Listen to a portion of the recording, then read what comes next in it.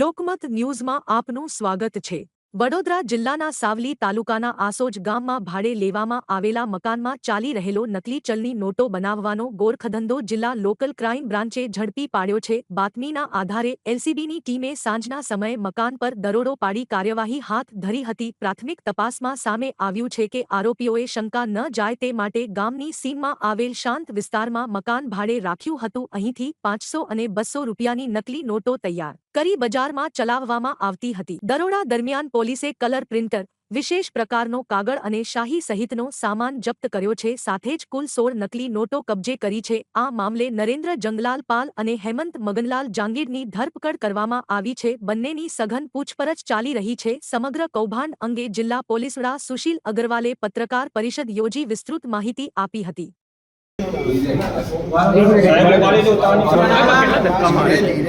માહિતી આપણને અહીંયા પ્રાપ્ત થઈ રહી છે।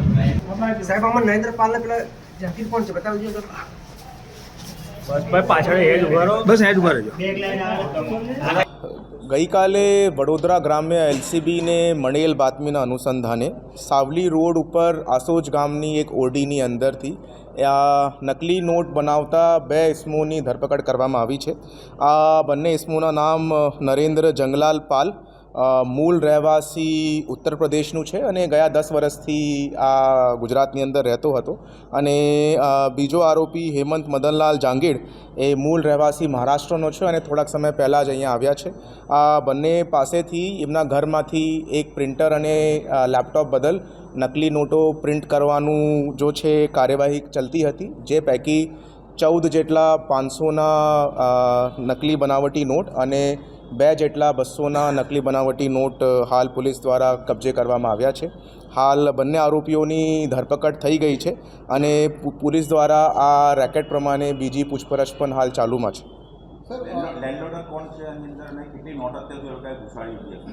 અત્યારે જો છે આ ભાડા પેટી આ મકાનની અંદર ઓરડીની અંદર રહેતા હતા અને લેન્ડલોર્ડના રૂલ મુજબ હાલ તપાસ ચાલુમાં છે અને એમની આ ગુનાની અંદર કોઈ સંડોવણી બહાર આવશે તો એમની પણ ધરપકડ કાયદેસરની ધરપકડ પોલીસ દ્વારા કરવામાં આવશે।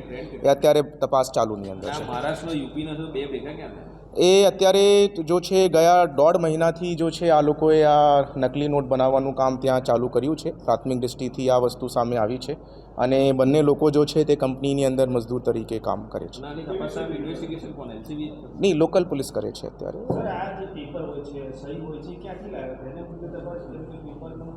હા, એ પેપરના મુદ્દે તપાસ ચાલી રહી છે, આ ઇંકના મુદ્દે તપાસ ચાલી રહી છે। ક્વોલિટી ઓફ FICNના પ્રમાણે પણ અમે લોકો હાલ ઓપિનિયન લઈ રહ્યા છે। Is it HQ FICN, high quality FICN છે કે નોર્મલ FICN છે, અને સેન્ટ્રલ એજન્સીઝને પણ આ બાબતની જાણકારી આપવામાં આવી છે અને we are also sharing the interrogation report with the central agencies. એ અત્યારે ઇન્વેસ્ટિગેશનની અંદર પ્રોગ્રેસ કરી રહી છે અને આગળ કોઈ અગર એવી રીતેની માહિતી સામે આવશે, બટ હાલ પૂરતું જો આ નેક્સસ છે એ પોતાના ઓરડીમાંથી જ ચલાવતા હતા અને લોકલી જ આ લોકો પ્રિન્ટર અને લેપટોપ સાથે આ નોટની પ્રિન્ટિંગ કરતા હતા, એવી રીતેની માહિતી સામે આવી છે। તે હાલ અત્યારે જો છે જેવી રીતેના 14 અને 2 ટોટલ 16 જેટલા નોટો જો છે હાલ બરામદ થયા છે અને કેટલી નોટો આ લોકોએ આજ દિવસ સુધી પ્રિન્ટ કરી છે તે બાબતની પૂછપરછ હાલ ચાલુમાં છે અને એમને ટ્રેસ કરવાનો પણ પોલીસ પ્રયત્ન।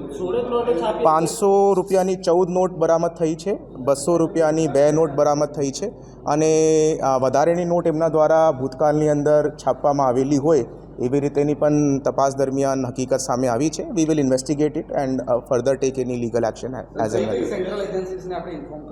ના દેટ ઇઝ અમારી ઇન્ટરનલ જો છે એ બધું તપાસની દરમિયાન અમે હા રિમાન્ડ માટે અમે માંગણી કરી છે। એ બધી हाँ वो मैं इन्वेस्टिगेशन की जो बड़ी विगत है ये हाल तपासनी अंदर चालू है। जेवी रीते सामे आवशे अमे लोग आपना साथे ए हाल पूछपरछ एमनाथी चालू है कि केटला समयथी अंदाजित 1.5 महीनाथी आ बंने लोको आ एवी रीते आ प्रवृत्तिनी अंदर संडोवेला है। એ લોકો દ્વારા કઈ ટ્રાયલ રન્સ પણ કરવામાં આવ્યા છે અને ખરેખર એમના દ્વારા કેટલી નોટો બજારની અંદર ઉતારવામાં આવી છે તે બાબતની તપાસ હાલ ચાલુ છે। એ લોકો ત્યાં ઓડીની અંદર રહેતા હતા, તો ત્યાં જઈ નક્કી કરવામાં હાલ પર તો એવી રીતેનું કોઈ એંગલ સામે આવ્યું.